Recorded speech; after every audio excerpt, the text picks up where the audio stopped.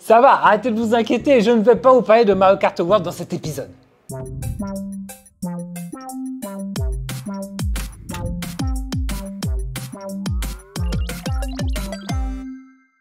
Coucou et bienvenue dans ce nouvel épisode de La Minute Gaming avec Orange. Oui, je sais, j'adore Mario Kart World, j'arrête pas d'en parler. Dans le dernier épisode, je vous ai demandé si vous vouliez un petit retour sur la Nintendo Switch 2. Eh ben écoutez, j'ai donné deux fonctions qui moi m'ont beaucoup étonné sur la Switch 2. Alors d'une part, j'adore la fonction souris avec le Joy-Con qui fonctionne avec n'importe quoi. Même sur la paume de la main, ça fonctionne. Il est très précis le capteur, c'est un petit appareil photo qu'ils ont mis, c'est vraiment intéressant.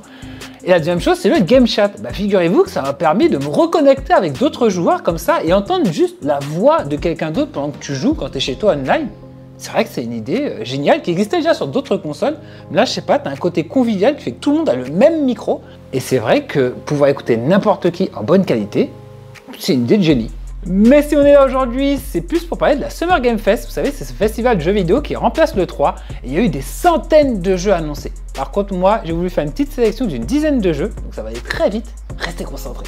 On commence par Gears of War Reloaded qui signe le retour de la licence sur Next Gen. Voilà, vous connaissez déjà, c'est un TPS dans un univers de guerre avec Marcus Phoenix. Et là, on revient au premier épisode de la série. The Outer Worlds 2 qui a été réalisé par les créateurs de Fallout New Vegas.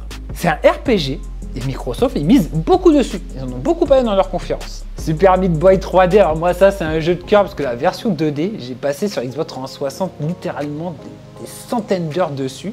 Et le voir en 3D là, ça fait quelque chose. Keeper! Alors moi le jeu a été annoncé, j'ai trouvé génial et pendant mon stream tout ma co fait non, tu vas pas parler de ce jeu dans la Minute Gaming. Bah si, ce jeu il mérite d'être dans la Minute Gaming parce que la direction artistique est magnifique, je kiffe les graphismes et même si c'est vrai que c'est bizarre de contrôler un phare, bah je kiffe, voilà. C'est fait par les gars qui ont fait Psychonauts. Sword of the Sea, obligé d'en parler, c'est un jeu qui est très artistique. C'est un jeu qui est fait par les créateurs de Journey ou de Abzu pour ceux qui connaissent. Et ça va être un nouveau voyage qu'on a vraiment hâte de faire. 007 First Light, alors c'est un jeu GoldenEye, enfin, vous voyez, je suis déjà dans ma Nintendo 64 moi. C'est un jeu James Bond qui est fait par IO Interactive qui ont fait les Hitman. Du coup, on s'attend à un jeu d'infiltration dans l'univers du James Bond qui devrait déchirer. Marvel Token Fighting Souls, vous avez connu les Marvel vs Capcom et compagnie? Ben voilà, on a un jeu Marvel qui est fait par Arc System Works, vous savez, ces gars qui ont fait Dragon Ball Fighter Z. En tant que fan d'Arc System Works, devinez bien que j'attends déjà ce jeu. Par contre, ce sera une exclusivité PS5 et PC. Et allez, dans cette sélection, il faut bien que je termine. On va terminer avec Silent Hill F. C'est un nouvel épisode de Silent Hill. Donc contrairement à Silent Hill 2, là c'est un épisode inédit qui va se dérouler au Japon. Pour ceux qui ne connaissent pas, c'est un jeu d'horreur. Et moi, jeu d'horreur plus Japon, banco. Et voilà, j'aurais tellement aimé vous en dire plus sur ces jeux. Vous savez, il y a eu tellement de jeux, j'ai dû faire une petite sélection pour vous.